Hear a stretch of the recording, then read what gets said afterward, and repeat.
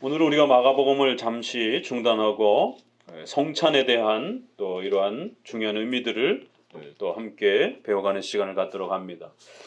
특별히 제2 스위스 신앙 고백서에서 소개되어지고 있는 성찬의 이 중요한 가르침들을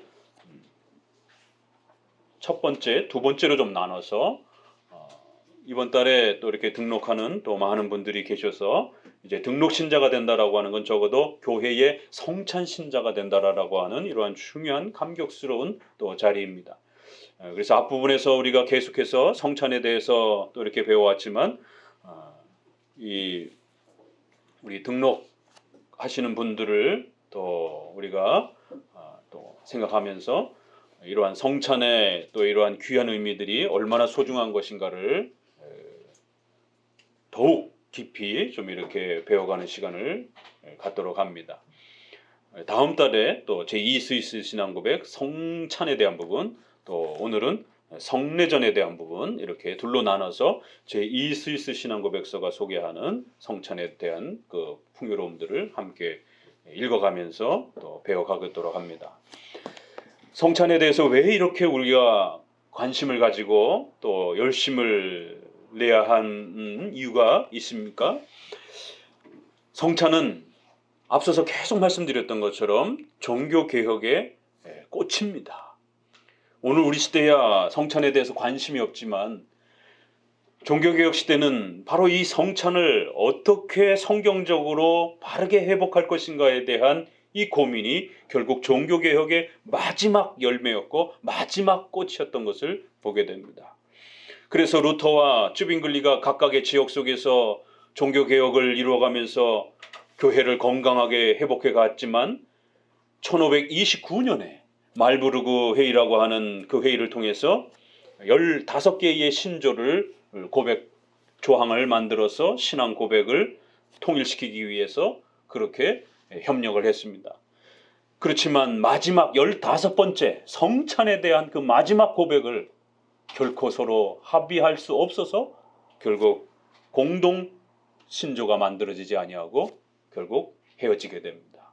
1529년 말부르그 회의라고 하는 유명한 회의가 결국 루터파와 쯔빙글리를 중심으로 한 이러한 개혁파가 하나로 합쳐지지 못하는 결정적 이유가 성찬 때문이었어요. 바깥에서는 로마 가톨릭 군대가 루터파나 또 개혁파나 제세례파나 성공회나 상관없이 로마 가톨릭을 신앙을 유지하지 않으면 전부 다 죽이려고 하는 그러한 로마 가톨릭의 군대들이 스페인을 중심으로 해서 프랑스를 중심으로 해서 아주 전통적인 그 로마 가톨릭 국가의 군대들이 강력하게 밀어붙이고 있습니다. 그렇기 때문에 독일을 중심으로 해서 스위스를 중심으로 해서 이렇게 반 로마 가톨릭적인 그러한 입장을 가진 교파들이 힘을 합쳐서 로마 가톨릭을 대항하자라고 이러한 군사적이고 정치적인 그러한 필요도 있었던 것입니다. 그러나 그러기 위해서는 반드시 신앙 고백이 일치되지 않는다라면 그런 군사 정치적인 동맹을 하기가 쉽지가 않은 것이.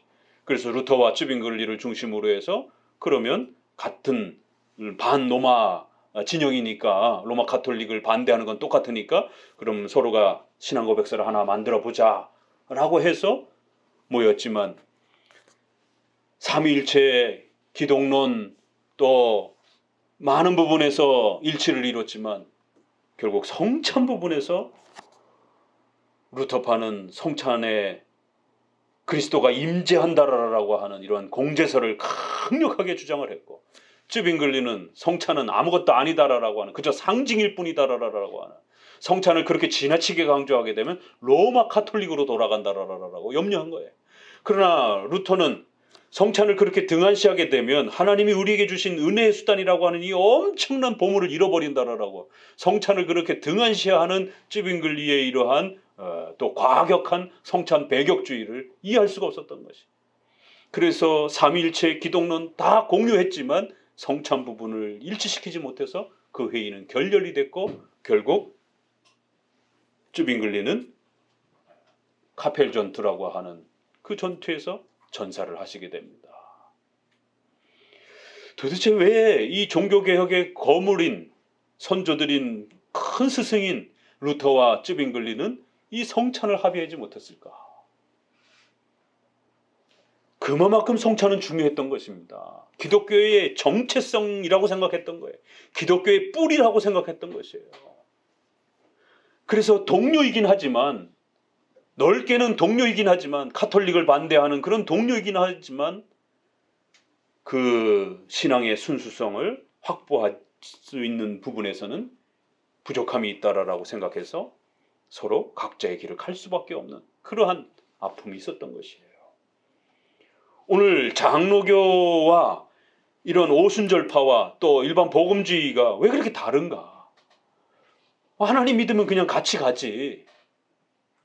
그런 식으로 접근하게 되면요. 그럼 로마 카톨릭하고도 합치죠. 왜 그럼 굳이 개신교, 프로테스탄트 이렇게 또 구별합니까?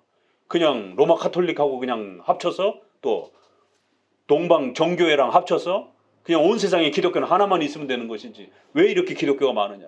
그런 식으로 또 접근하면 신천지라든가 통일교에서 섭하죠. 우리 또 기독교인데 이러면서 그러면 이단들까지 다 합치죠. 그들도 다 십자가 걸고 있고 다 하나님 믿는다라고 하고 이렇게 다 신앙을 하고 있잖아요. 성경 들고 있잖아요. 이래서 문제가 되는 겁니다.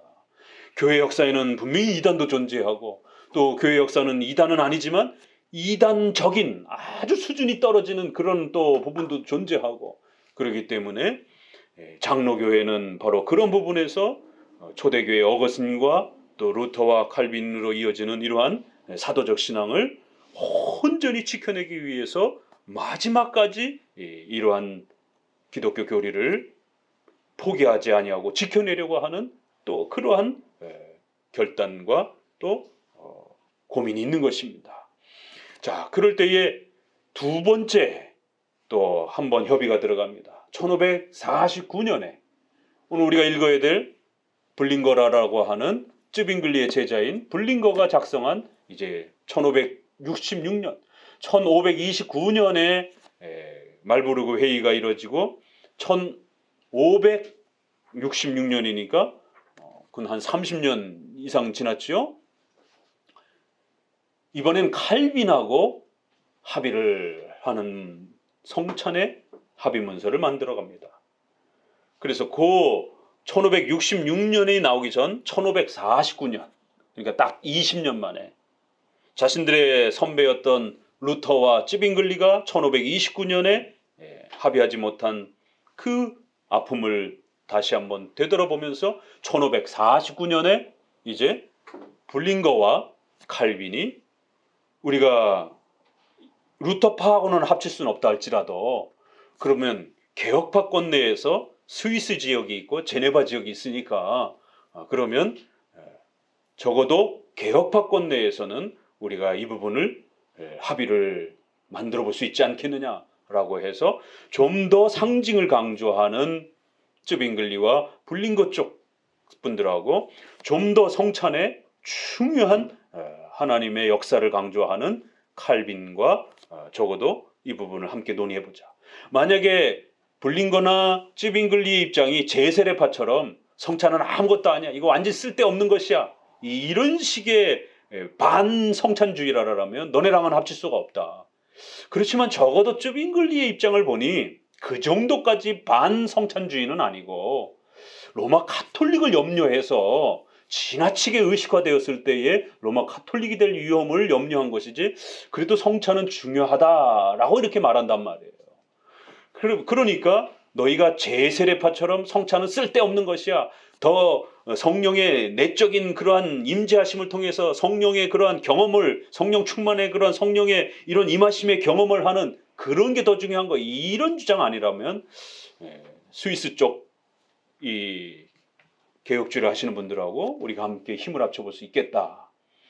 너희들도 성찬을 중요하게 여기는 건 맞지 않느냐. 그러니까 그렇다. 우리도 성찬을 중요하게 여기는 것이다. 우리가 제세례파처럼 그렇게 은사주의와 그러한 성령의 그러한 신비주의적 경험을 강조하는 그런 성찬 반대론자는 아니다. 자, 그러면 한번 만들어보자 라고 해서 1549년에 스위스 일치 합의문이 만들어지게 됩니다. 이거를 스위스 옛날 용어로, 스위스 옛날 그 고어로 티그리스를 스위스라고 불러요. 옛날에는 우리 옛날 언어, 우리 한국을 조선이라고 부른 것처럼 스위스 옛날 표현명을 티그리스라고 그래요. 그래서 티그리스 합의서라고도 표현하고 티그리스가 티구리스가 스위스니까 그냥 스위스 일치 합의문, 성찬 합의문 이렇게. 그건 성찬만 주로 달았어요. 다른 건 다 같았으니까. 결국 1549년에 성찬 합의문을 만들어냈고, 그래서 칼빈도 조금 양보를 했고 블링거도 조금 양보를 하면서 합의문이 만들어집니다. 그리고 나서는 이 합의문을 기초로 해서 1566년에 이제 블링거의 제2 스위스 신앙고백서가 만들어지는 것이에요. 그래서 이제 오늘 스위스 신앙고백서를 읽다 보면 칼빈의 표현이 들어옵니다.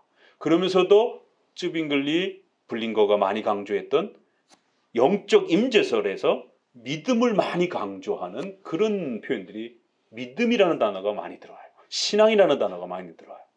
그러나 이제 여러분이 요거를 그대로 우리가 웨스민스터와 칼빈의 제네바 교리 문답과 기독교 강의를 읽게 되면 믿음이라는 단어도 중요하게 등장을 하지만 그리스도와 실제적으로 우리가 연합한다. 실제적으로 그리스도와 만난다.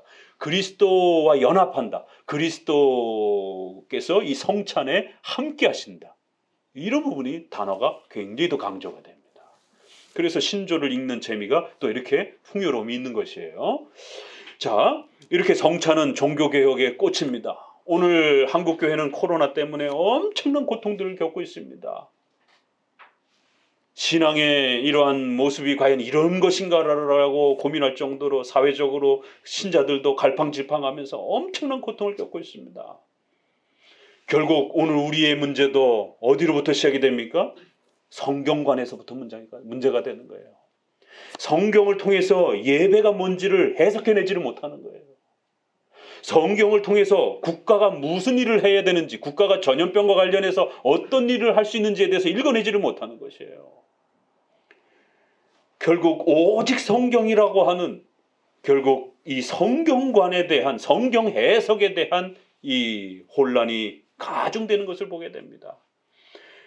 어느 쪽에서는 이런 방식으로만 예배드려야 된다고 고집하면서 그 방식 아니고서는 결국 예배가 아니라라고 그렇게 강력하게 배태적으로 몰아치면서 결국 예배에 대한 잘못된 이런 개념들이 이 코로나의 전염병 위험 속에서 더 성도들을 어렵게 하는 것을 보게 됩니다. 그럼 과연 성경은 그런 예배를 말하고 있는가? 도대체 성경은 어떤 예배를 말하고 있는가? 구약은 성전 예배, 제사를 드리는 제사 의식적인 예배를 드리고 있단 말이에요. 이러니까 구약을 가지고 쉽게 오늘 우리 시대의 코로나 상황 속에서의 예배를 함부로 또 이렇게 막 다이렉트로 끌어다가 쓰기가 참 쉽지 않은 겁니다. 자, 그러면 신약은 그럼 막 다이렉트로 끌어다 쓸 수 있는가? 신약은 사도들이 존재하기 때문에 예언도 하고 방언도 하고 사도들이 필요에 따라서 기적을 이렇게 세우고 엄청난 일들이 벌어집니다. 그럼 과연 우리가 오순절의 이러한 형태를 신약에 있는 이런 부분들을 그냥 다이렉트로 오늘 우리 시대에다가 그냥 막 갖다 쓸 수 있는 것인가? 그러니까 하나님이 나한테 예언해 주셨는데 이 정부가 언제 끝난다, 누가 대통령이 된다, 이런 이야기들이 쏟아져 나오는 거예요.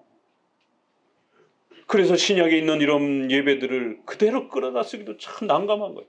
더더구나 신약은 예배 공간도 없어요. 도망 다니면서 어디서 예배 드립니까? 카타콤 시절인데 지하 묘지, 공동묘지에서 예배를 드리고 숨어서 예배를 드리고 건물 하나 번듯하게 있을 수가 없습니다. 핍박을 받는 시대였기 때문에. 만약에 그런 식으로 예배를 문자로 지나치게 고집한다라면 다 숨어서 예배 드려야 되죠. 어디 이렇게 번듯이 십자가 걸어놓고 예배를 드립니까? 그것 자체도 말이 안 되는 거예요. 지나치게 그렇게 자꾸 문자적으로만 자꾸 강조를 하고 싸우게 되면 숨어서 저 마가의 다락방처럼 다락 한가운데 숨어가지고 그렇게 몰래 숨소리도 못 내면서 그렇게 예배 드려야 되죠. 정말 지하에 숨어가지고 그렇게 예배 드려야 되는 거죠.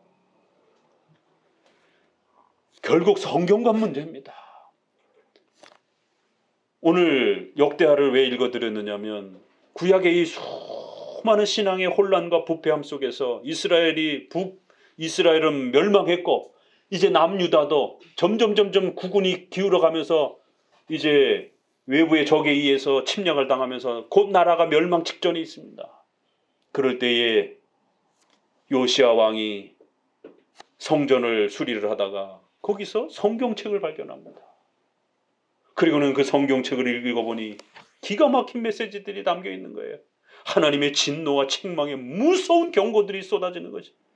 그래서 왕이 옷을 찢으면서 금식을 선언하면서 회개를 백성들과 함께 성경의 원리를 따라서 그렇게 회개를 단행하고 예배를 개혁하기 위해서 조치를 취합니다. 그리고는 마지막 개혁의 내용이 유월절. 바로 오늘 우리가 성찬의 구약의 내용인 유월절을 집행하는 것을 보게 됩니다. 왜 요시야는 수많은 그러한 개혁을 단행하면서 국가의 멸망 앞에서 우리가 잘못했구나. 우리가 성경을 너무 몰라가지고 이렇게 죄를 지어서 나라가 이렇게 망하게 되었구나. 결국 우리가 망하게 된 이유는 성경을 몰랐기 때문이에요. 그래서 성경을 들여다보니까 예배를 회복해야 된다라고 말하고 있는 거예요. 그리고는 예배의 질서를 회복해야 된다라고 말하는 것이. 그래서 말씀을 가르치는 말씀을 회복하는 운동을 하고 그리고는 그 말씀에 따라서 예배의 개혁 운동을 펼칩니다. 예배의 개혁은 성전 중심의 예배였으니까 성전을 수리하는 장면과 그 다음에 의식과 관련해서는 이제 유월절을 수많은 성경의 내용이 있을 텐데 특별히 유월절을 선택해서 개혁을 하는 것을 보게 됩니다. 왜 그토록 유월절이 중요했을까요? 유월절을 잘 회복하면 나라가 망하지 않을 수도 있다라고 판단을 한 겁니다. 선지자들도 레위 지파들도 유월절을 회복하면 나라가 망하지 않을 수 있다라고 용기를 가진 것이. 그래서 왕과 종교 지도자들인 레위 지파와 대제사장과 백성들이 온 힘을 합쳐서 그래 우리 성찬을 개혁합시다. 유월절을 회복합시다. 오늘 마지막 구절에 보니까 사무엘 이후로부터 어디로부터요? 사무엘. 가나안 땅 들어와서 얼마 되지 않은 그 시절부터 그러면 적어도 수백 년이 지난 거예요. 그 기간 동안 요시야가 이렇게 철저하게 성경의 원칙을 따라서 유월절을 이렇게 지킨 적이 거의 없었다라는 거예요. 유월절을 지키지 못하였고 유월절을 지키지 못하였더라 이러면서 앞선 시대에 이런 식으로 철저하게 유월절을 회복한 적이 없을 정도로 요시야와 백성들이 철저하게 성경의 원칙대로 모세의 그 규범대로 유월절을 철저히 회복해서 지켰다라고 이렇게 결론을 맺고 있습니다.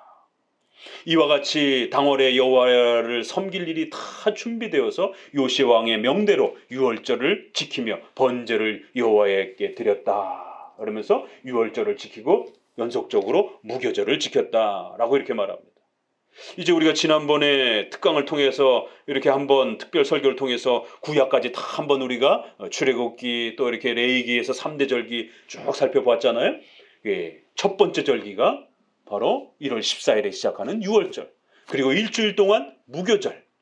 누룩이 들어가지 않은 빵, 맛없는 빵을 효모가 들어가지 않은 그 납작해지는 효모가 들어가지 않은 부풀질 않잖아요. 그러니까 밀가루 반죽해놓은 그냥 이렇게 우리 한국식으로 말하면 그냥 개떡. 우리 어른들은 아실 거예요. 아무것도 넣지 않은 그냥 옛날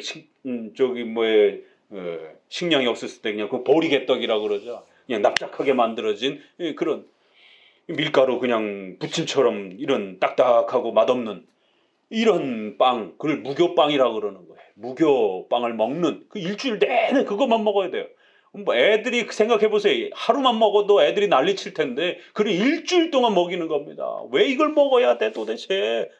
맛있는 밥을 줘, 고기를 줘, 뭐 이런 식의 불평불만이 나올 법합니다. 그러나 부모들이 얘야 죽지 않으려면 이건 먹어야 돼. 우리가 유월절 잊어버리면은 또다시 애굽에 종살이 하게 되고 우린 또다시 하나님의 진노 받아서 죽을 수 있어. 입 벌려. 강제로 먹어야 돼. 억지로라도 먹어야 돼. 왜 우리가 이 유교복을 먹겠어? 바로 그 출애굽에서 우리가 애굽의 장자들이 다 죽어나가고 막 곡소리들이 막 전 도시에 울려 퍼지는데 부모들이 엉엉 울고 또 큰 오빠가 죽었으니 가족들이 다 울면서 도시 전체가 그냥 울음바가 된 그 시절에 우리만 살아서 거기서 그 죽음의 골짜기에서 살아나왔지 않느냐. 죽음의 천사가 전부 다 죽일 때. 그래서 그때 바로 어린 양을 잡아가지고 피를 내갖고 피를 뿌리고 그리고는 그 무교병 빵을 만들어서 배를 채우고 허리띠를 졸라매고 급히 탈출하기 위해서 앉아서도 먹지 말고 서서 그렇게 맛없는 빵을 발효시키려면 시간이 많이 걸리잖아요. 그러니까 주춤거리지 말라라는 거예요. 시간 끌지 말라라는 거예요. 그 고기도 삶고 이러지 말라라는 거예요. 삶고 이래야 맛있게 이렇게 하고 그러는데 그럴 시간이 없다라는 거예요. 그러니까 불에다 확 구워가지고 빨리 구워 먹고 배를 채우고 그리고는 뛰쳐서 도망 나오라는 것이. 이게 출애굽이라는 겁니다. 그래서 절대로 출애굽을 잊지 말라라고 그걸 기념하기 위해서 유월절 어린 양의 고기를 구워 먹고 또 그렇게 무교병을 먹고 또 피 대신 나중에는 이제 포도주를 이렇게 먹으면서 그 피 흘림을 기억할 수 있도록. 이게 유월절이에요. 그런데 백성들이 신앙이 나태하고 성경을 모르니까 어떤 일이 벌어졌어요? 할례 다 잊어버렸어요. 유월절 다 잊어버렸어요. 3대 절기 다 등한시되고 있습니다. 오늘 이 코로나 사태에서 교회는 예배를 제대로 드릴 수 없다라고 해서 아우성을 치고 있지만 그 예배의 자유 허락하고 나면은 뭐 할 겁니까? 여전히 성경에서 요구하고 성경이 가르치는 예배에는 관심 없고 성경이 우리에게 준 그 소중한 은혜의 수단에는 관심이 없고 그저 찬양 예배라든가 또 교회의 온갖 퍼포먼스라든가 교회의 그런 재미난 프로그램들이라든가 정작 우리 종교개혁자들이 목숨을 걸고 회복한 강해 설교, 교리문답 공부, 성찬, 시편 찬송 이런 건 관심 없어요. 요시야 왕이 나라가 멸망해가는 그 한복판에 성경책을 가까스로 발견하고 나서는 그 성경책을 읽으면서 눈물을 흘리고 다시 언약을 새롭게 하면서 성전을 수리하고 예배를 개혁하는데 그 예배 개혁의 가장 대표적인 유월절을 회복하는 것을 보게 됩니다. 이게 살 길인 거예요. 결국 이 원리는 오늘 우리 시대도 동일한 겁니다. 우리가 살 길은 성경을 회복하고 성경을 회복한다는 말은 여러분들이 성경을 읽을 수 있어야 돼요. 해석할 줄 알아야 돼요. 중세시대는 책이 귀하던 시절에 성경을 없애버렸습니다. 사탄이. 그래서 성도들이 성경을 읽지 못하는 거예요. 오늘 우리 시대는 종이가 많이 발달했어요. 그래서 집집에 성경책이 수십 권씩 되고 또 인터넷이 발달해서 성경이 수십 권씩 되지만 성경을 해석하는 법을 몰라요. 자기 멋대로 해석해요. 성경 해석이 오리무중에 빠져버렸습니다. 그러다 보니까 예배를 어떻게 개혁해야 되는지 어떤 예배가 가장 성경적인 예배인지 찾아내지를 못하는 것이. 할례와 유월절은 구약의 바로 소중한 그런 신앙의 은혜의 수단이었습니다. 그래서 세례와 성찬으로 넘어오게 되면 우리가 세례를 소중하게 여긴다는 건 그건 평생에 단 한 번만 받습니다. 그러나 유아 세례를 연결하게 되면 유아 세례를 받은 아이들은 반드시 부모가 교리문답을 통해서 신앙의 기본 교리를 가르쳐야 됩니다. 그러니까 세례를 소중하게 여긴다라고 하는 것은 바로 그 세례와 함께 따라오는 교리문답이 중요한 원칙이 되는 거예요. 성찬을 또 유월절을 회복한다라고 하는 것은 성찬의 이 소중한 부분들이 회복되는 거예요. 성찬이 바르게 회복이 되기 위해서는 말씀을 가르쳐야 돼요. 성찬은 말씀을 배우지 못하면 깨닫지 못하면 아무런 의미가 없다라고 우리가 앞서서도 배웠습니다. 그래서 강해 설교에 집중해야 되는 겁니다. 오늘 우리 시대는 설교의 위기 시대입니다. 성경 해석의 위기 시대예요. 20분 30분 넘으면 설교 못하게 합니다. 분위기가 벌써. 이번 코로나를 겪고 나서 우리는 정말 각오하셔야 돼요. 성경 읽고 성경 해석하고 교리 문답을 통해서 교리에 대한 올바른 이해를 확립하는 데 목숨 거셔야 됩니다. 이렇게 코로나로 2년 넘게 하나님이 우리를 무엇이 문제인지, 왜 이렇게 위태로운지, 도대체 왜 이렇게 위험한지 이런 엄청난 경고를 주셨음에도 불구하고 살 길이 뭔지를 못 찾는다라면 답이 없는 거예요. 정말 전염병의 문제가 아닙니다. 성경의 문제예요. 성경을 해석하지 못하는, 강의 설교를 듣지 못하는, 교리문답을 알지 못하는 오늘 우리 시대의 성경에 대한 무지가 결국 이 사태를 벌어온 겁니다. 코로나 사태를 통해서 다시 한번 다짐하셔야 됩니다. 강의 설교 회복하셔야 됩니다. 설교 1시간 듣는 거를 아무렇지 않게 생각하셔야 돼요. 교리문답 암송하고 외우고 공부하는데 작년에 다 배웠는데 뭘 또 배우느냐? 아니요, 죽을 때까지 배워야 됩니다. 다짐하셔야 돼요. 성찬 지켜가기 위해서 온 힘을 기울이셔야 됩니다. 성도들 한 분 한 분이 다 성찬을 무시하고 있는데 무슨 수로 교회가 성찬을 회복합니까? 성찬의 의미와 유월절이 왜 이렇게 소중한지를 아무도 모르는데 어떻게 이 성찬과 유월절을 회복할 수 있겠느냐 말이에요. 요시아 왕이라고 백성들이 아우성 치고 왜 이렇게 맛없는 빵을 일주일 내내 먹어야 되느냐고 백성들이 아우성 치면 정치적으로도 위협을 받을 수도 있는 겁니다. 여태까지 안 했는데 뭘 이제 이 와서 이걸 한다라고 그러냐. 이거 하면 뭐 나라가 사느냐. 괜히 쓸데없이 이렇게 많은 준비들을 하고 여기 보세요. 유월절을 하기 위해서는 엄청난 또 그 어린 양부터 시작해서 제물들이 쏟아지잖아요. 35장 1절부터 쭉 보니까 유월절 어린 양을 잡으니라 이러면서 3절에는 온 이스라엘을 가르치는 레위 사람에게 이르되 거룩한 궤를 이스라엘 왕 다윗의 아들 솔로몬의 건축한 전 가운데 두고 다시는 너희 어깨에 매지 말고 마땅히 너희 하나님 여호와 그 백성 이스라엘을 섬길지니라. 레이지파 딴 데 돌아다니지 말고 이제 성전에서 잘 그 성전 예배에 집중하라는 것이에요. 너희는 이스라엘 왕 다윗의 글과 다윗의 아들 솔로몬의 글을 준행하여 너희 족속대로 반열을 따라 스스로 예비하고 레이지파를 정비해주는, 레이지파가 엉망하게 됐어요. 백성들이 11조를 바치질 않으니까 레이지파들도 먹고 살기 위해서 다 도망을 간 겁니다. 그러니까 먹고 살아야 되잖아요. 목사님들도. 그러니까 일하러 도망간 거예요. 성전을 회복하고 제사를 회복하려고 하니까 레이지파가 없는 거예요.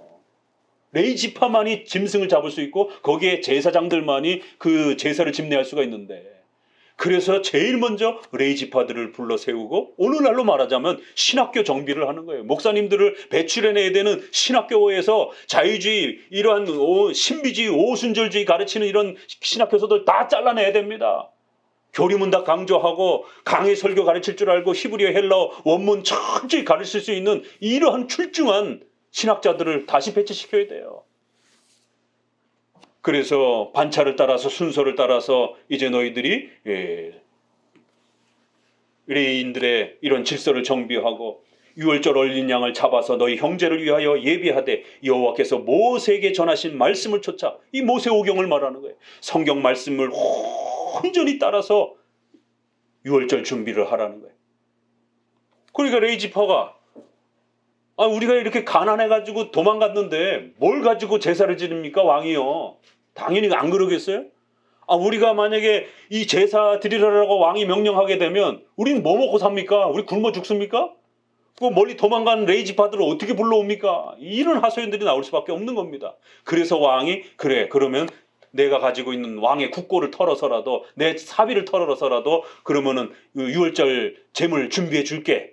그래서 7절부터 보니까 요시아가 그 모인 백성들에게 자기의 소유 양떼 중에 어린 양과 어린 염소 3만과 숫소 3천을 내어 유월절 제물로 주네.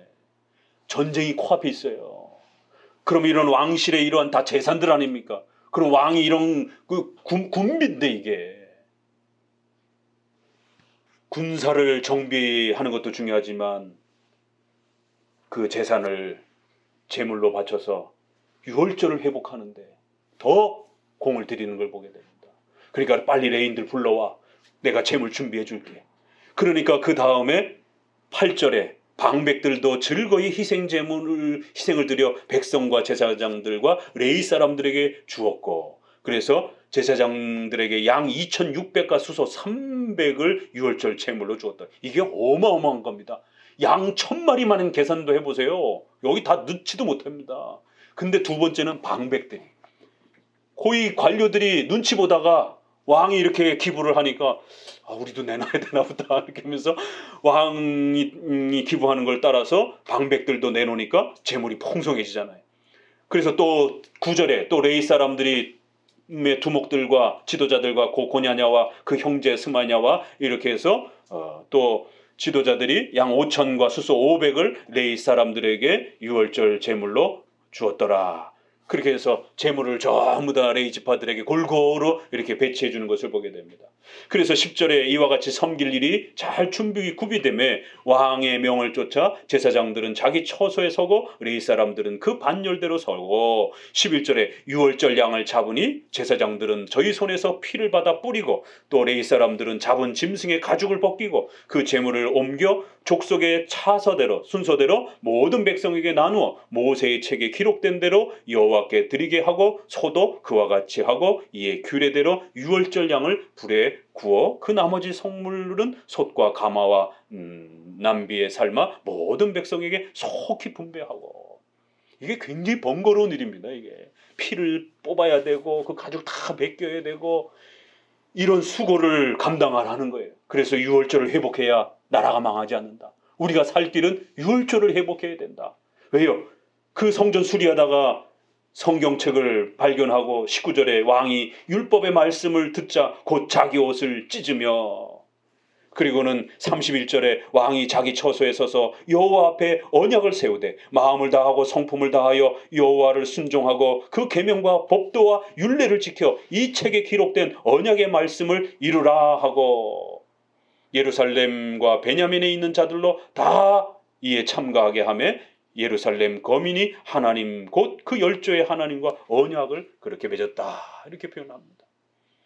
우연찮게 발견된 성경, 그러니까 성경책도 없었던 거예요. 그러니까 반드시 왕은 잠언서에 있는 것처럼 성경을 베껴서 써서 자기 통치할 때 옆에 두고 읽으라고 그러고 레위 지파들은 항상 성경을 베껴 써가지고 그 사본들을 보관하고 백성들을 가르치라고 했는데 관심이 없어갖고 성경책이 없어져 버렸어요. 세상에. 그러다가 그것도 성전을 수리하다가 겨우 그거 발견해가지고 읽어보니까 끔찍한 경고들이, 이러한 예배와 제사들을 등한시할 때 하나님 앞에 어떻게 벌받을 수 있는지에 대한 엄중한 경고들을 읽어내고 우리가 이것을 잘못했구나. 그래서 마지막 종교개혁을 단행한 겁니다. 앞서서는 히스기야가 한 번, 그리고 요시야가 한 번. 남유다에서 딱 2번의 종교개혁이 일어납니다. 요시야는 마지막 이제 종교개혁을 이룹니다. 그래서 조금 더 연장이 됩니다. 그 패망이 조금 더 연장이 되는 것이에요.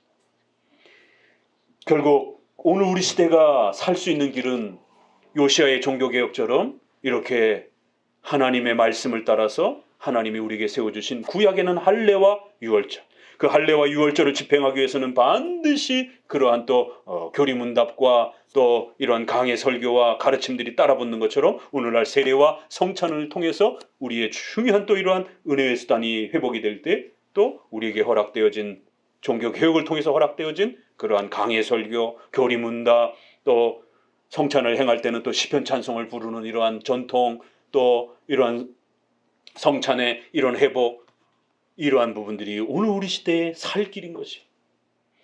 자, 우리 나눠드린 내용을 참고하면서 성찬 부분을 한번 쭉 읽어보도록 합니다. 자, 이런 소중한 내용들이 제2 스위스 신앙고백에는 어떻게 표현되어 있을까? 웨스트민스터는 아주 간략간략하게 그 핵심이 짜임새 있게 이렇게 딱딱딱딱 떨어집니다. 근데 제2 스위스 신앙고백서는 이렇게 글을 쓰듯이 문장으로 이렇게 쭉 표현해냅니다. 그래서 아이들에게 이렇게 또 소개할 때는 이 스위스 신앙고백서처럼 이렇게 설명체가 훨씬 더 이해하기가 쉬워요. 웨스트민스터는 또 이렇게 아주 농축된 표현들이기 때문에 그 압축된 표현들을 잘 이해해내지 못하면 이게 도대체 무슨 의미를 말하는 건지 좀 어려움이 있을 수도 있어요. 그러나 또 제2스위스 신앙고백처럼 이렇게 아주 설명체가 아주 많아요. 그래서 내용도 아주 많습니다. 설명을 많이 하다 보니까 그래서 말씀드렸던 그 내용들을 고려해 가면서 어떻게 이 소중한 성찬에 대한 성례에 대한 부분을 스위스 신앙고백서는 소개하고 있는가 함께 또 맛을 보도록 합니다. 19장에 말씀의 첨가물이 성례전인 바 그것의 본질은 무엇인가. 그래서 처음부터 하나님께서는 교회 안에 말씀의 설교에 성례전들과 성례전에 대한 징표들을 첨가하셨습니다. 이것은 성경 전체에 잘 증거되어 있습니다. 성례전들이란 보세요. 신비적인 상징들, 거룩한 의식 혹은 신성한 행동입니다. 성례전이란 단순한 의식이 아니라는 겁니다. 아주 신성한 그런 행동들이라는 거예요. 이것은 하나님 자신에 의하여 제정된 것으로 그 구성 요소는 세 가지가 있습니다. 꼭 합법적인 성찬이 되기 위해서는 말씀 제정 선포가 있어야 된다고 했어요. 그 다음에 징표들, 떡과 포도주가 있어야 되고요. 이 징표의 대상들, 바로 예수 그리스도를 만나는 예수님이 그 열매의 대상인 것이죠. 그래서 말씀, 징표, 그 대상. 하나님은 이미 그가 인간에게 계시해 주신 엄청난 은혜들을 이 교회 안에서 성례전에 의하여 기억나게 하시고 그 약속들을 인치시고 그가 우리를 위하여 내적으로 수행하시는 일들을 외적으로 표현하고 우리가 볼 수 있도록 제시하신 것입니다. 자, 그리하여 하나님은 이 성례전들을 통하여 우리의 마음속에 보세요. 하나님의 성령의 사역을 일으키심으로 우리의 신앙을 자라가게 하십니다. 성찬에는 어떤 일이 벌어진다고요? 아주 이것은 신성한 그러한 의식이고 행동이라는 겁니다. 그래서 여러분들이 잘 믿음으로 참여하면 하나님은 성령의 역사를 일으키셔서 우리의 신앙을 자라가게 하는 그런 아주 소중한 방편이라는 겁니다. 성도들이 성찬을 등한시하게 되면 신앙이 안 자라간다는 것이에요. 굉장히 중요한 가르침입니다. 끝으로 하나님은 이 성례에 의하여 우리들을 모든 다른 사람과 다른 종교로부터 구별, 여러분이 성찬을 참여해야 여러분이 신자라라고 하는 증거가 구별이 되는 거예요. 세례를 받아야 구별이 되는 것처럼 또 정기적으로 여러분이 성찬을 참여해야 다른 종교와 다른 불신자로부터 내가 신자라라고 하는 그런 구별을 여러분들이 더욱 갖게 되면서 마음에 신자로서의 그 자부심을 느끼게 된다는, 우리를 전적으로 하나님 자신에게 헌신하게 하시고 또 우리 성도들을 더욱 결속하게 하시고 또 그의 요구를 우리에게 그렇게 또 성찬을 통해서 가르치기도 하십니다. 자, 구약의 예식도 있고 신약의 예식이 있습니다. 그래서 이 성례전은 구약 백성에게도 있었고 구약 백성에게는 할례와 바로 유월절로 이렇게 소개가 됩니다. 신약에는 세례와 성찬으로 이렇게 이어지는 거예요. 그래서 오늘날 성례전은 세례와 성찬뿐입니다. 어떤 이들은 성례전이 7가지라고 주장합니다. 로마 가톨릭에서 5가지를 더 첨부한 거죠. 고해성사, 회개라고 하는 고해성사, 목사 안수, 그 다음에 결혼, 혼례도 이 성례로 그렇게 취급해요. 그 다음에 견진례, 그 다음에 종유, 장례식 때 장례식 행사를 말하는 것이에요. 인간적인 날조로서 이것을 제거해버려도 교회는 손상을 입지 않습니다. 사실 역사적 장로교회들은 이런 것들을 지니고 있지 않습니다. 왜냐하면 그런 것들은 우리가 결코 인정할 수 없는 것들을 포함하고 있으며 무엇보다도 이 교황주의자들이 성례전을 베풀 때에 여러 가지 돈 거래가 일어난다는 거예요. 그래서 돈을 받고 사적으로 성례전을 집행해주고 또 그 보관한 떡을 팔아먹고 이런 일들이 벌어지는 아주 악행들이 벌어진다는 거예요. 오늘날 은사주의자들 성령 체험한다라고 그러면서 바로 이렇게 가톨릭이 5가지 성례를 추가시킨 것처럼 세례와 성찬 외에 다른 거를 추가해가지고 성령 세례라고 그러면서 방언 또 이런 신비 체험 이러면서 결국 그런 은사 체험을 해주면서 헌금을 또 이렇게 요구하고 또 그런 특별한 은혜를 받으면 또 뭐가 되는 것처럼 이런 일들이 오늘날도 버젓이 일어나고 있는 것이. 그래서 세례와 성찬이 등한시된다라는 거예요. 세례와 성찬 외에 다른 걸 추가하지 말라라는 것입니다. 왜 그렇습니까? 성례전들은 창시자는 바로 하나님이시기 때문에 인간이 함부로 만들 수 있는 게 아니라는 거예요. 사람들은 성례전들을 제정할 수 없습니다. 그도 그럴 것이 그것은 하나님 예배에 관한 것입니다. 그래서 인간이 만들어낸 것이 아니요 하나님이 제정하시는 것입니다. 여기에 상징들은 하나님의 약속들을 동반하고 이 약속들은 신앙을 우리에게 요구합니다. 신앙이란 말씀을 통해서 세워지고 말씀은 바로 서류와 편지와 같고 성례전은 바로 그 도장과 같은 그런 기능인 것입니다. 보증 역할을 해준다라는 것이죠. 성례전은. 자, 하나님께서는 성례전의 창시자이기 때문에 이 성례전이 보세요. 올바르게 집례되는 교회 안에서 하나님은 계속적으로 역사하십니다. 예수님이 직접 떡을 떼어주지 않는다라고 실망하지 마세요.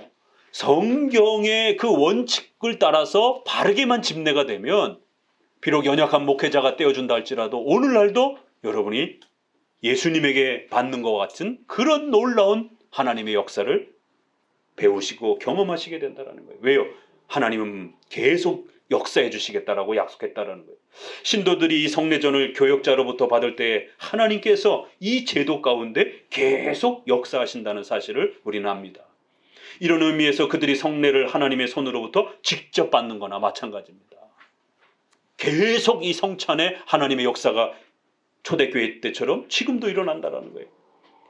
그렇기 때문에 교역자가 조금 부족하거나 그런다 할지라도 그거 가지고 걱정할 필요 없다라는 것이 합법적인 그 성찬이 집례되느냐가 중요하다라는 거예요. 왜냐하면 성도들은 이 성례전의 온전성이 전적으로 하나님의 재정에 의존한다는 사실을 우리는 알기 때문입니다. 자, 이 때문에 성도들은 성례전의 집례에 참여할 때 주님 자신과 주님의 교역자들을 분명하게 구별할 줄 알아야 됩니다. 목사님이 이렇게 능력을 주는 게 아니라 목사님은 그걸 대행해 주는 것이에요. 그걸 직접 우리에게 은혜를 베푸시는 분은 주님이시라는 거예요. 그래서 교역자들에게는 외적인 표징을 받고 주님께로부터는 성례전의 본질을 받는 것입니다. 참 이렇게 멋있게 표현을 해놓는 것이. 그래서 목회자가 외적인 이러한 성례전 요소를 이렇게 나눠주게 되면 여러분은 믿음을 가지고 참여하게 될 때 주님으로부터 직접 받는 그런 엄청난 효력을 이 성찬에서 맛보게 된다는 거예요. 왜 그렇습니까? 그러나 바로 이것은 성찬은 하나님께서 모든 성례전을 통하여 약속하신 바 바로 그 알맹이 핵심은 그리스도 예수님이시기 때문에 그렇다는 거예요. 이것은 모든 세대를 통하여 모든 신자들의 주된 관심사인데 어떤 이들은 이것을 성례전의 본질이라고 부르고 성례전의 알맹이라고 부른다는 것이. 바로 어린 양이신 그 예수 그리스도가 우리의 모든 죄에서 씻김을 받았고 그리고 그의 참된 몸과 피에 의하여 양육을 받아 영생을 이루는 바로 이 예수님을 통한 구원이 이 성찬의 본질이요 바로 핵심이라는 것이. 자, 이 성찬을 잘 이해하기 위해서는 오늘 우리가 구약을 읽었던 것처럼 은혜 언약을 잘 이해해야 된다는 거예요. 왜? 은혜 언약의 표시요 인침이다라고 이렇게 말하기 때문에. 그래서 구약에도 성례전이 있었고 신약에도 성례전이 있다는 걸 잘 이해하시고 구약에서 성례전을 어떻게 했는지를 우리가 잘 배우셔야 된다는 거예요. 그러니까 신약에는 성례전이 몇 번 안 나와요. 그러다 보니까 실제로 성례전을 어떻게 준비하고 어떻게 참여를 하고 그 성례전을 통해서 성도들이 그 성례전을 얼마나 소중하게 여겼는지 이런 태도들은 오늘 요시아처럼 이렇게 구약을 통해서 배워야 돼요. 그런데 이 은혜 언약의 신구약의 이 통일성을 강조하지 않는 사람들은 구약을 무시해요. 그래서 구약에서 안 배웁니다. 구약에는 없다고 생각을 해요. 그래서 최근에 목사님이 장로파하고 회중파조차도 그래서 존 오웬이라든가 이러한 그 조나단 에드워드조차도 장로교하고 이런 면에서 다릅니다. 그래서 장로교만큼 성찬을 강조하지 않습니다. 왜요? 그들은 신구약의 차이성을 너무 강조를 해가지고 구약을 등한시 여겨요. 우리 장로교처럼 신구약이 동일합니다. 은혜의 본질에서 성례전의 본질에서 동일합니다. 라고 우리는 통일성을 먼저 강조를 합니다. 은혜 언약. 그러다 보니까 구약에서도 배우는 거예요. 그런데 회중파들은 신약을 복음이라고 하는 신약만 너무 강조하다 보니까 구약을 등한시 여기면서 신구약의 차이성을 더 많이 강조하는 이런 차이를 가지고 있어요. 그래서 나머지 부분은 동일하지만 이러한 또 성찬론, 교회론 부분에서 아주 이런 중요한 차이가 있습니다. 그러다 보니까 회중파들은 자꾸 제2의 성령 세례, 세컨드 블레싱 축복 이렇게 세례와 성찬보다는 또 다른 제2의 뭔가 더 강렬한 성령 체험이라든가 은사 체험이라든가 뜨거운 체험이라든가 이런 쪽을 자꾸 강조하게 되는 거예요. 그러나 장로교는 제2, 제3 찾지 말고 제1의 첫 번째 주셨던 세례와 성찬을 통해서 회복하라라고 강조하는 겁니다. 이런 부분에서도 차이가 납니다. 그래서 성례전을 이해하기 위해서는 은혜 언약을 잘 이해해야 되고, 우리 장로교는 은혜 언약은 하나입니다. 신약이나 구약이나 하나의 은혜 언약이 동일하다라는 거예요. 그러나 구약, 신약 이렇게 둘로 구별되는 것처럼 시행 방식은 두 개로 차이가 나요. 구약은 성전과 짐승 제사 중심의 그러한 은혜 언약이 집행되었던 거고, 신약은 예수 그리스도의 피 흘림으로 그렇게 우리에게 소개가 되는 겁니다. 그래서 은혜 언약은 본질에서 동일하지만 집행하는 방식에서는 구약과 신약 둘로 나눠져 있어요. 그래서 우리 장로교는 한 언약에 두 개의 집행 이렇게 이야기를 하는데, 회중파는 두 개의 언약이 있다 이렇게 얘기를 해요. 그래서 구약의 언약은 폐지됐다 이렇게 말을 합니다. 은혜 언약을 장로교처럼 이해하지 않습니다. 그래서 회중파 책들은 굉장히 조심해서 읽어야 된다는 거예요. 두 언약이 있었고 구약의 언약은 폐지됐고 신약의 언약만이 은혜 언약이다 이렇게 말을 하는 거예요. 그래서 존 오웬조차도 십계명을 은혜 언약이라고 말하지 않습니다. 이런 차이들이 있는 겁니다. 자, 그러면 스위스 신조에서 은혜 언약을 어떻게 이야기하느냐 읽어보라는 거예요. 옛 백성과 새 백성의 성례전의 차이점이 분명히 있습니다. 성례전의 주된 알맹이 혹은 그 본질에 관하여 두 백성의 성례전들은 동일합니다. 보세요. 우리 이렇게 칼빈, 스위스 신앙고백서, 웨스민스터 신앙고백서, 장로교는 하나의 은혜 언약만 있다라고 얘기를 하는 거예요. 하나의 성례전만 있다라고 그러는 거예요. 그러나 집행 방식이 구약과 신약이 차이가 날 뿐이에요. 성례전은 동등합니다. 왜냐하면 신자들의 유일한 중보자 구주이신 그리스도께서 두 백성의 성례전의 주된 알맹이요 본질이기 때문에 그렇습니다. 이 두 백성에게 주어진 성례전은 모두 하나님의 은혜와 약속을 인치기 위한 표시와 징표 역할을 합니다. 이 성례전은 하나님의 엄청난 은혜를 생각나게 하며 이 은혜에 대한 기억을 새롭게 하고, 그리고 신자들을 이 세상에 있는 모든 종교로부터 구별합니다. 그래서 이 성례전을 우리는 신앙에 의하여 영적으로 받아들여야 하고, 이것을 받는 우리는 교회에 결속되고 또 우리의 의무를 명령받습니다. 이런 점에서, 그리고 이와 비슷한 점에서 두 백성의 성례전은 외향적인 표시와 표징에 있어서는 차이점이 있으나 그 본질에 있어서는 동일한 것입니다. 이런 표현들을 왜 자꾸 강조하는지, 이게 바로 종교개혁의 성례전의 이해였던 것입니다. 성례전의 본질은 하나요? 동일합니다. 그러나 집행 방식이 구약과 신약이 차이가 있는 겁니다. 그래서 우리가 비록 집행 방식은 따라하지 않지만 구약에서 성찬을 얼마나 소중하게 대했는지를 배울 수 있는 겁니다. 다만 신약에서는 그 풍요로움들이 훨씬 더 이렇게 풍성해졌다라고 하는 그런 차이점은 분명히 우리가 구별해서 또 강조할 수 있습니다. 자, 넘어가 보시면, 그래서 참 메시아인 그리스도께서 우리들에게 나타나셨고 풍성한 은혜가 신약의 백성들에게 부음받았기 때문에 옛 백성의 성례전은 이제 폐지되고 중단되었습니다. 그런 면에서 집행 방식 면에 있어서는 구약은 성전과 제사 중심이었으니까 그런 집행 방식은 폐지됐다는 거예요. 본질은 동일하지만. 그래서 할례 대신에 세례가, 그 다음에 유월절 대신에 성찬이 주어져 있는 것입니다. 그럼 이 성례를 바르게 합당하게 하려면 세 가지를 꼭 기억하셔야 됩니다. 말씀, 그 다음에 요소, 표징, 그 다음에 거기에 내용, 바로 예수님. 이 세 가지를 꼭 기억하셔야 됩니다. 자, 그러면 이제 성례전은 하나님의 말씀에 의해서 드려집니다. 여기에서 이 성례전을 제정하신 분이 그것을 거룩하게 하신다는 사실을 우리는 잘 기억하셔야 됩니다. 성례전을 거룩하게 하신다는 거예요, 예수님. 이제 일상적인 그러한 사용에서 빵과 포도주를 우리가 구별하게 되면 거룩한 사용을 위해서 정해놓는 것을 의미합니다. 그럼 이제 세례에서는 물을 사용하고, 바로 그 물은 바로 우리가 거듭난다라고 하는 중생을 가르치는 거고, 성찬에서는 떡과 포도주를 요소로서 사용하는 것인데, 이것이 가르치는 대상은 예수 그리스도의 몸과 피를, 그래서 이는 주님의 몸과 피를 실제로 우리가 함께 취하여 나누고 참여하는 것을 말하는 겁니다. 그러나 교역자가 하나님의 이름을 부르면서 하나님의 말씀을 이 성례전에 참가할 때 처음 있었던 주님의 제정하심과 봉헌하심이 다시 새롭게 재현되면서 이 표징들이 봉헌되고 그리스도에 의해서 성화되는 것이 증명됩니다. 그래서 목사님을 통해서 이렇게 교회의 합법적인 질서 아래서 행하게 되면 처음에 초대교회 때 행했던 것처럼 그렇게 다시 재현된다는 거예요. 바로 교회에서 항상 효과를 나타내기 때문입니다. 하나님께서 그렇게 효력을 나타내 주실 것이라는 거예요. 이 결과 주님께서 최초로 제정하신 방법이 그대로만 잘 집행된다라면 오늘도 바로 저 최초의 봉헌을 누리게 되는 것입니다. 성례전의 연합, 표징들이 대상 혹은 내용의 이름을 갖게 되는 이유는 이 표징들이 거룩한 대상 혹은 그 내용의 신비로운 표징 때문입니다. 바로 이 연합하는 것은 신비적인 그러한 놀라운 성령의 역사가 일어나기 때문인 것입니다. 바로 여기에 아주 신비로움이 있는 것입니다. 즉 신자들은 표징이 가리키는 대상 혹은 내용에 영적으로 참여하게 되고 신앙에 의해서 죄 씻음을 받게 되고 그리고 그리스도와 실제적으로 연합하게 되는 것입니다. 그래 신비로움, 거룩함 이런 단어들이 쏟아져 나와요. 그렇기 때문에 우리는 이런 이단들을 배격합니다. 어떤 특정한 특성들과 공식에 의한 것이라든가 사람의 능력에 의한 것이라든가 성찬 그 자체의 능력이 있는 것처럼 이거 로마 카톨릭이 주장하는 거죠. 또 반대로 중간쯤에 일상적인 것에 지나지 않는다고 주장하면서 사람 이렇게 성찬을 무시하는 성찬은 쓸데없는 것이다라고 성찬을 무시하는 이런 사람들의 교회를 우리는 거부합니다.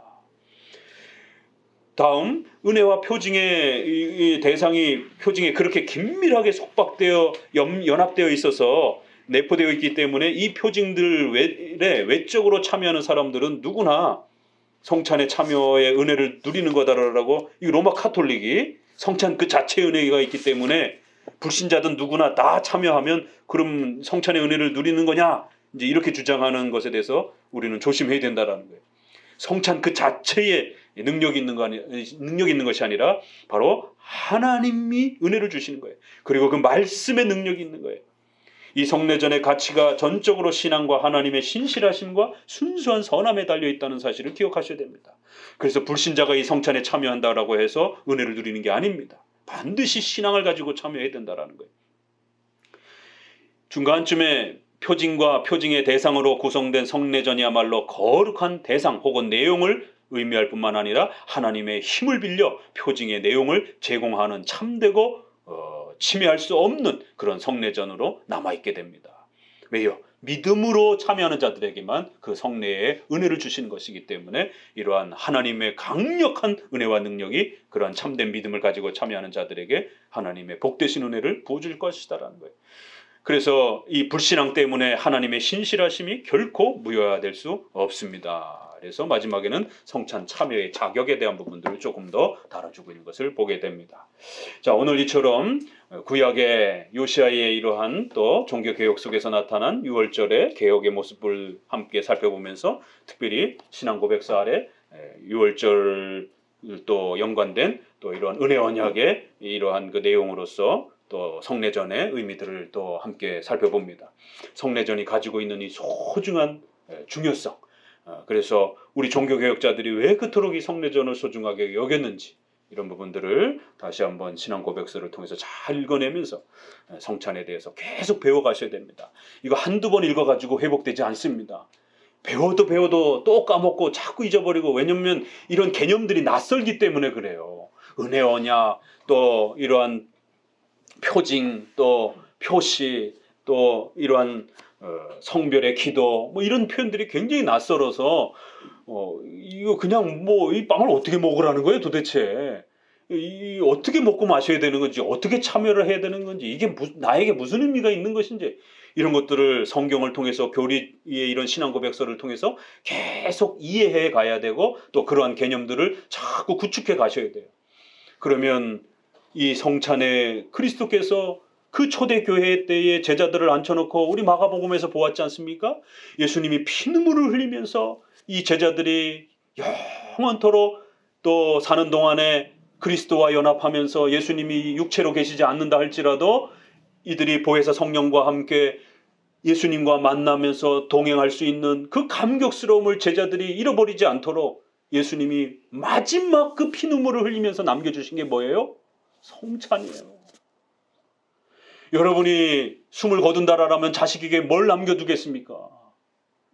우리 예수님이 죽어가시면서 제자들이 신앙에 떨어지지 않도록, 낙심하지 않도록, 비록 예수님이 눈으로 보이지 않는다 할지라도 이제 보혜사 성령의 임하심을 통하여 우리 성도들이 믿음으로 예수님이만 남겨주신 이 성찬에만 잘 참여하게 되면 그리스도와 함께 그 마지막 밤에 성찬을 주고받으며 너희는 그리스도를 통해서 하나님의 자녀의 백성이 되었다라고 하는 내가 너희를 떠나지 아니하고 영원히 너희와 함께 있을 것이다라고 하는 이 감격스러움을 우리가 맛보는 겁니다.